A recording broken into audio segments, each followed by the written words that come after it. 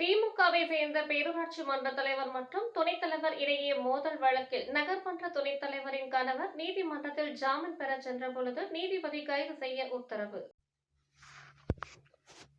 தேனி மாவட்டம் பெரியகுளம் அருகே உள்ள கெங்குவார்பட்டி பேரூராட்சி மன்ற தலைவராக திமுகவை சேர்ந்த பட்டியல் இனப்பெண் தமிழ்ச்செல்வி பதவி வகித்து வருகிறார்.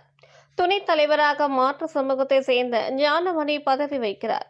இந்த நிலையில் கடந்த ஆகஸ்ட் மாதம் கெங்குவார்பட்டி பேரூராட்சிக்கு உட்பட்ட பட்டிமந்தை சாலையில் நபார்டு வங்கி நிதியில் 1,18 லட்சம் ரூபாய் மதிப்பிற்கு சாலை அமைக்கும் பணி இன்று துவங்கியது.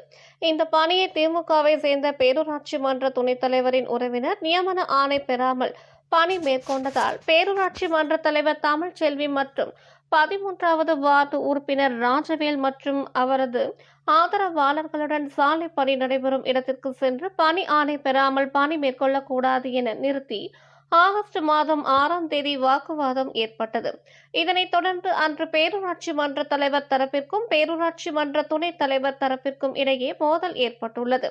இதனால் இரு தரப்பினரும் வெவ்வேறு பகுதியில் அவர்களது ஆதரவாளர்களுடன் சாலை மறியல் போராட்டத்தில் ஈடுபட்டனர். இதனைத் தொடர்ந்து பேரூராட்சி மன்ற தலைவர் தரப்பினர் தேவதானப்பட்டி காவல் நிலையத்தில் SC/ST வன்கொடுமை தடுப்பு சட்டத்தின் கீழ் புகார் கொடுத்தார். இதே நிலையில் பேரூராட்சி மன்ற துணைத் தலைவரின் தரப்பினரும் தேவதானப்பட்டி காவல் நிலையத்தில் புகார் கொடுத்தனர். சம்பவம் குறித்து இரு தரப்பினரிடமும் புகார் பெற்ற காவல்துறையினர் வழக்கு பதிவு செய்தனர். இந்த நிலையில் பேரூராட்சி மன்ற துணைத் தலைவரின் கணவர், மகன் மற்றும் கார் ஓட்டுநர் உள்ளிட்ட 4 நபர்கள் மீது SC/ST வன்கொடுமை தடுப்பு சட்டத்தின் கீழ் வழக்கு பதிவு செய்யப்பட்ட நிலையில் துணைத் தலைவரின் மகன் ஸ்டீபன் நீதிமன்றத்தில் ஜாமீன் பெற்றுள்ளார்.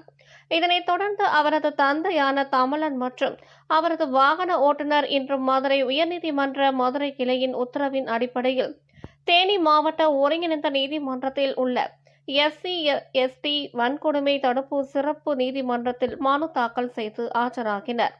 இந்த வழக்கை விசாரித்த SC/ST வன்கொடுமை தடுப்பு சிறப்பு நீதிமன்ற நீதிபதி அனுராதா வழக்கில் சம்பந்தப்பட்ட தமிழன் மற்றும் அவரது கார் ஓட்டுநர் இருவருக்கும் ஜாமீன் வழங்காமல் காவல்துறையினர் கைது செய்து சிறையில் அடைக்க உத்தரவிட்டார்.